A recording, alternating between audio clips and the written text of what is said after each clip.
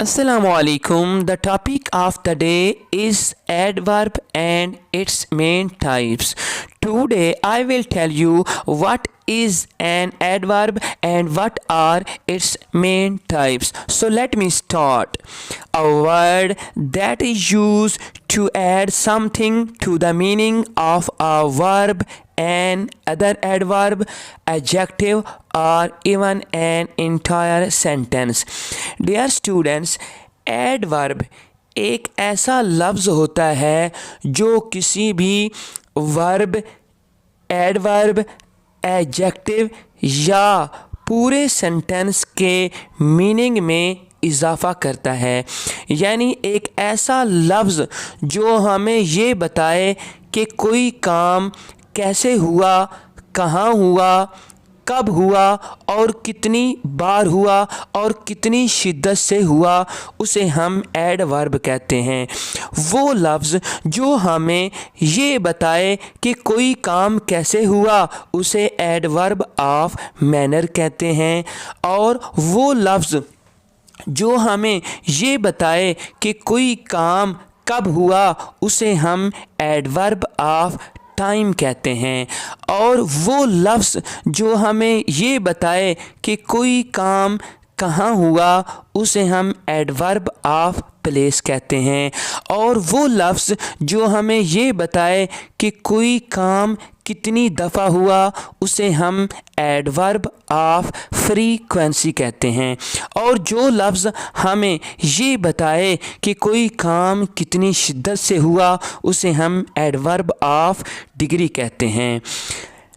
An adverb is a word that modifies or describes a verb, adjective, another adverb, or even an entire sentence. Adverbs provide more information about how, when, where, why, or to what extent something happens. So note देखें, they answer questions like how, when, where, how often, or to what degree.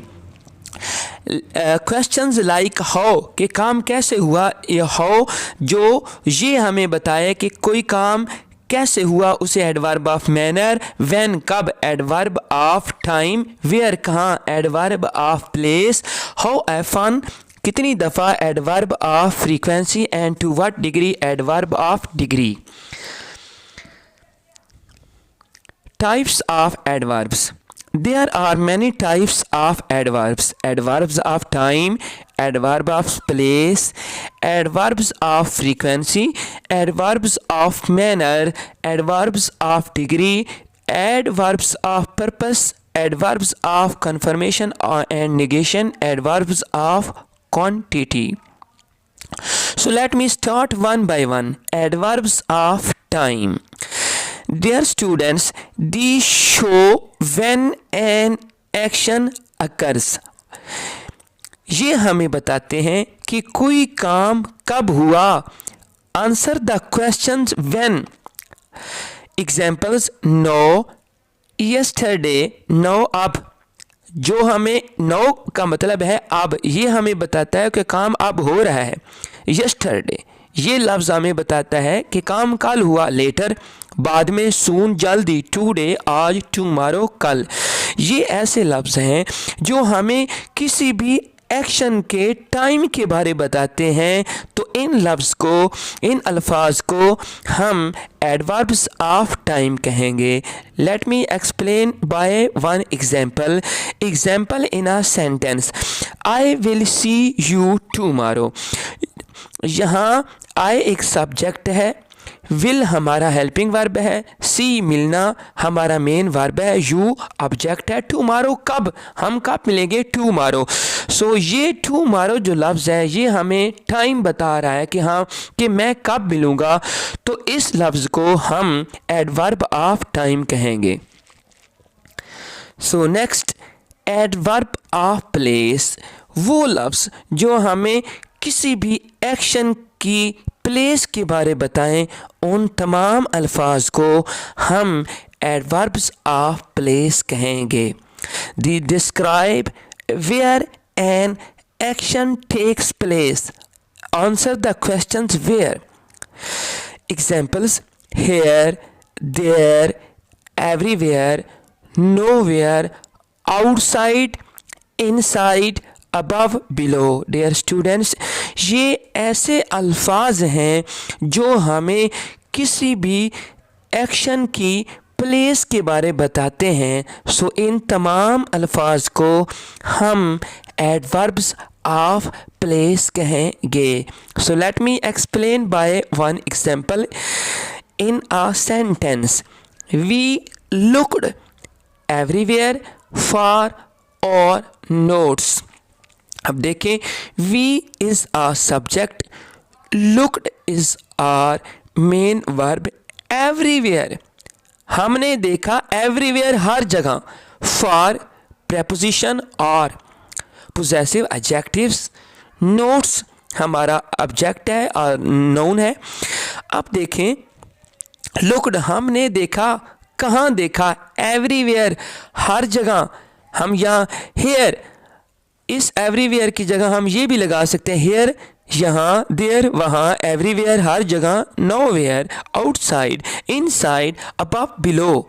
सो ये सारे के सारे words हमें looked जो हमारा main verb है उसके एक्शन के इस एक्शन की जगह के बारे, इस एक्शन की प्लेस के बारे हमें बता रहे हैं. तो इन तमाम अल्फाज को हम एडवर्ब्स ऑफ प्लेस कहेंगे. So next, adverb of frequency. Frequency का मतलब होता है तादाद, काउंटिंग. जो लफ्ज़ हमें ये बताएं कि कोई काम कितनी दफ़ा हुआ, उनको, उन तमाम अल्फाज को हम एडवर्ब ऑफ फ्रीक्वेंसी कहेंगे. These indicate how often कि कितनी दफ़ा an action एक काम occurs होता है. Answer the questions. how often कितनी दफ़ा. Examples: always हमेशा, often अक्सर, sometimes कभी कभार, rarely कम, never कभी भी नहीं, usually अक्सर. सो ये तमाम अल्फाज हमें किसी भी एक्शन की तादाद के बारे बताते हैं कि कोई काम कितनी दफ़ा हुआ. सो ऐसे अल्फाज जो हमें किसी भी एक्शन की तादाद के बारे बताएं, उन तमाम अल्फाज को हम एडवर्ब्स ऑफ फ्रीक्वेंसी कहेंगे.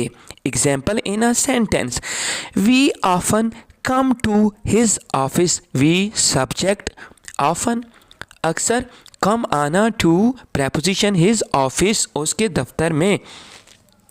अब देखें, हम उसके दफ्तर आते हैं कितनी दफ़ा, ऑफन अक्सर, ऑलवेज हमेशा, समटाइम्स कभी कभार, रेयरली कभी कम, नेवर कभी भी नहीं, यूजुअली अमूमन.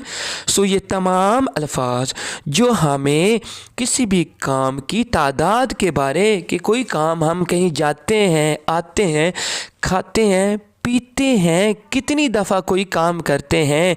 सो ऐसे अल्फाज जो हमें किसी भी एक्शन की तादाद के बारे बताएं, उनको हम एडवर्ब्स ऑफ फ्रीक्वेंसी कहेंगे.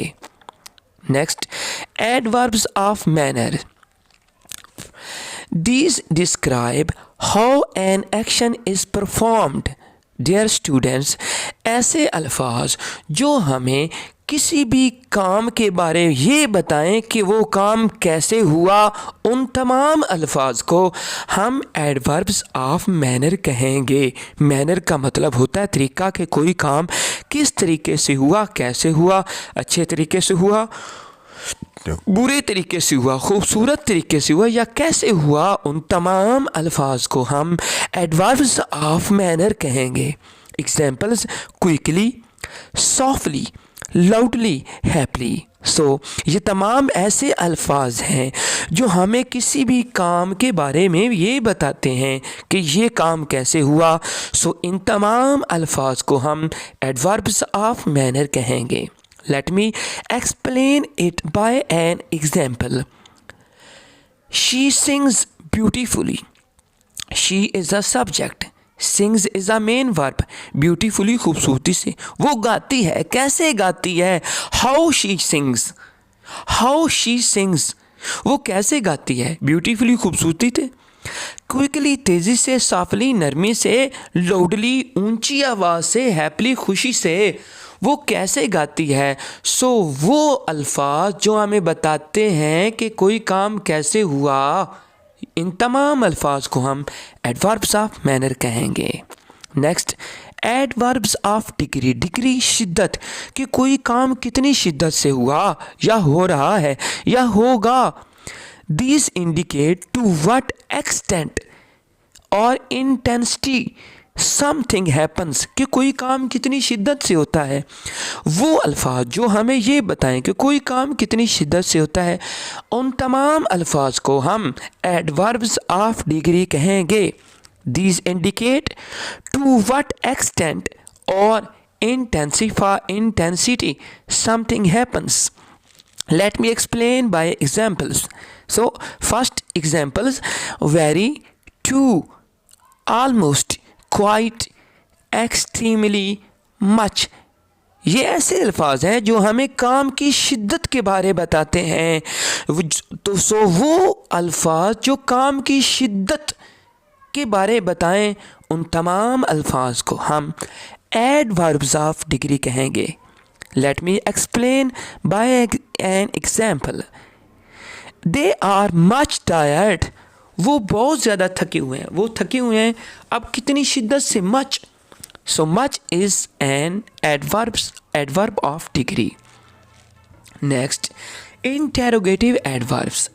Interrogative का मतलब होता है सवालिया। Dear students, these are said to us. ये said यहाँ गलत लिखा है, SAID होना था। These are said to ask questions about actions or states. ऐसे अल्फाज जो सवाल पूछने के लिए इस्तेमाल होते हैं, उनको हम इंटेरोगेटिव एडवर्ब्स कहते हैं। डियर स्टूडेंट्स, और हम इनको इंटेरोगेटिव प्रोनाउन भी कहते हैं, क्योंकि ये अल्फाज जो हैं हाउ, व्हेन, वेयर, वाई, ये हमारे इंटेरोगेटिव प्रोनाउंस भी हैं और इंटेरोगेटिव एडवर्ब्स ही हैं। सो ऐसे अल्फाज जो सवाल पूछने के लिए इस्तेमाल होते हैं, उन तमाम अल्फाज को हम इंटेरोगेटिव एडवर्ब्स कहते हैं। Example, where are you going, what are you doing, when are you doing. ये सारे के सारे जो WH वाले हैं, जो सवाल पूछने के लिए इस्तेमाल हो रहे हैं, इन तमाम अल्फाज को हम इंटेरोगेटिव एडवर्ब्स कहेंगे।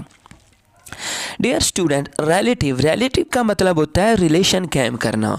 ऐसे WH वाले अल्फाज जो किसी भी सेंटेंस के दरमियान में आके उसके पार्ट्स को जोड़ते हैं, उन तमाम अल्फाज को हम रिलेटिव एडवर्ब्स कहते हैं।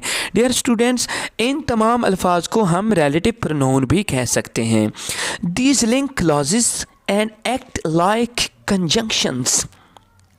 ये क्लॉजेस को जोड़ते हैं और कंजंक्शन की तरह काम करते हैं। इन तमाम अल्फाज को हम सपोज़, वेयर, व्हेन, वाई, ये ऐसे अल्फाज हैं, अगर ये सवाल पूछने के तौर पर इस्तेमाल हों तो हम इनको एडवर्ब्स ऑफ इंटेरोगेटिव एडवर्ब्स या इनको इंटेरोगेटिव प्रोनाउन कहते हैं। अगर ये WH वाले अल्फाज किसी भी सेंटेंस के दरमियान में आके उस सेंटेंस के दोनों या तीन पार्ट्स को आपस में जोड़ते हैं, तो इनको हम रिलेटिव प्रोनाउन या रिलेटिव एडवर्ब्स कहेंगे। Example, in a sentence, this is the place, ये वही जगह है, वेयर आई मेट यू, जहाँ मैं आपको मिला। So dear students, this is from my side. Inshallah, I will see you very soon in the next video. Allah Hafiz.